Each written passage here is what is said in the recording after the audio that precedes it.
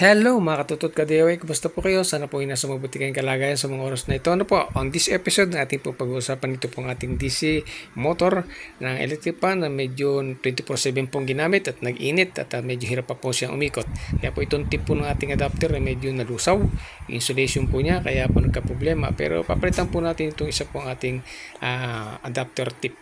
Okay po, buti po meron tayong spare dito galing po sa ating ibang naging conversion. Alright?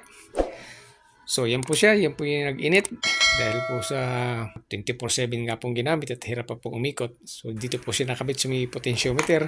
Buti po hindi motor po ang nasira. At ito po yung medyo hirap umikot pero ngayon medyo okay na. Naayos na po natin. At ito po kasi sa pagsasara din po nitong cover nito ay pag nasobrahan po ng sara ay kasi po ito pong sleeve po ng ating bakal ay medyo pag ating pong pinukpok at tinupi ay naitutulak po pababa itong ating cover. Kaya medyo po humihigpit pa rin yung setup.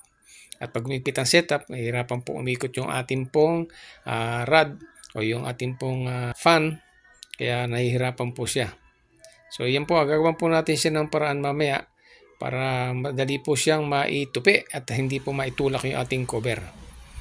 Ito po ang ating adapter, nilagyan po natin ito ng electrical tape sa mga sugpungan po kasi po madalas po yan po nasisira sa adapter. Sayang naman po yung adapter, yan lang po nasisira. Ang hirap po idugtong niya pag sa sugpungan po nasira. Kaya nilalagyan ko na po yan sa mga sugpungan niyang electrical tape at nilalagyan ko ng suporta na cable tie para po sigurado. Yan po. Alright, so atin na po itong i-convert o tatanggalin o dudugpungan itong bagong ating tip ng ating adapter, yung pinaka-connector niya. Nalusaw nga po yung pinaka-tip niya. So putulin natin po dito sa pinakamalapit sa unahan para mahaba po yung matirang wire. At ito po ang ating ikakabit niya po, yung hindi pa lusaw yung kanyang tip. Insulation po kasi yon, insulator I mean. Okay. So, yan po yung ating pong gagawing connection, red to red, black to black. Talagyan po natin siya ng sinkable tube para po mas safe po siya at hindi siya mag-short. Although DC lang po ito, hindi po kamukha ng AC na malakas pag-short, kailangan pa rin po may insulator tayo nalagay.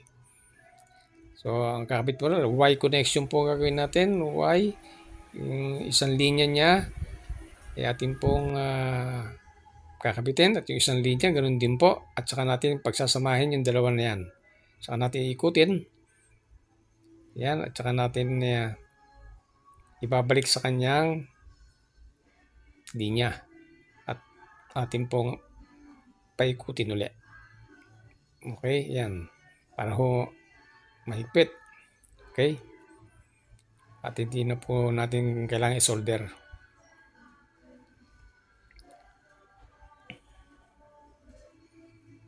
Yan, mahigpit na po siya.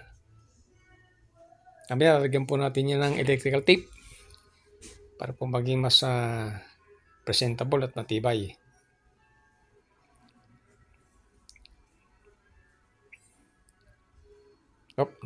Namatay pa. Ayan. Okay.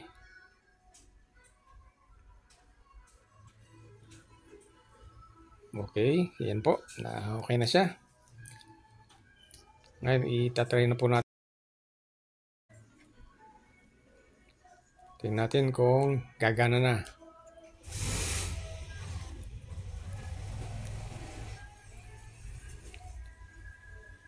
Yan, ating paikutin. Potentiometer, todo na natin. Okay. Magana na siya. Alright, so ang susunod po natin ayusin ay yung pong cover. Okay na ito. Yung cover po at una po nating lalagyan ng cut o ating pong lalagyan ng hiwa. Yung ating pong cover. Hindi po persado pag ating pong itinupi. Ikakat po natin yan. At pwede po kayong gumamit ng lagaring bakal pero Ang gagamitin po natin grind ay yung ating hand drill. So takpan po natin yung mga exposed na butas. Baka po kasi pumasok yung ribaba ng ating pong lata. Ito, hindi na lang po ito ang ating gagamitin lagarin. Baka ito na po ang ating drill. Konting ingat lang po.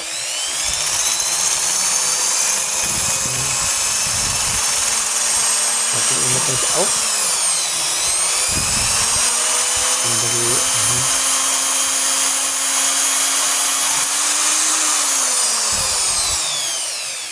Okay, kabila naman. Okay na siya.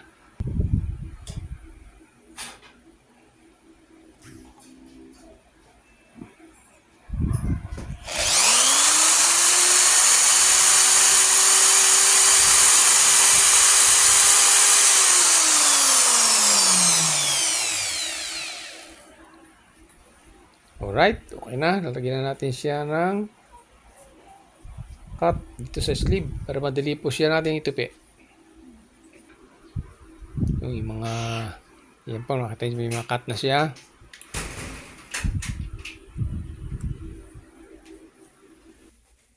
So, linisin natin to. May mga ribaba ng metal pumasok sa ating motor. So, ito po yung ating pantutupi. Ito pong shaft.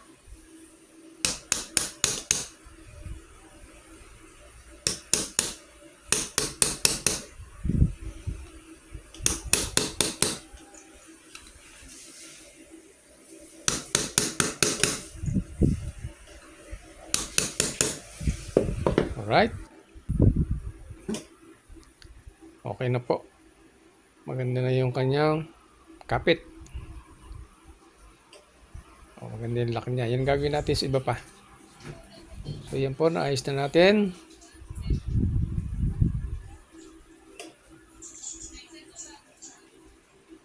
So madali po siyang itupi. Okay. So tingnan natin kung maganda na ang kanyang ikot at maluwag na yung kanyang rotation sa freewheeling niya.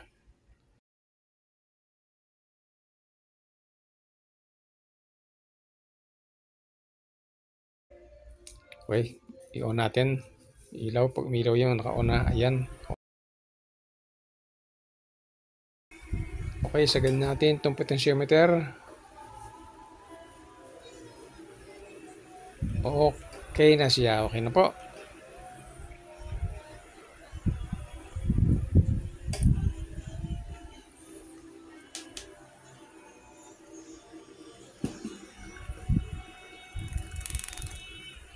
Ayan. At maluwag na ikot niya.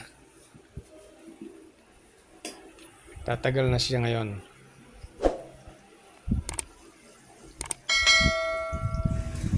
At dyan po nagtatapos ang ating episode sa araw na ito.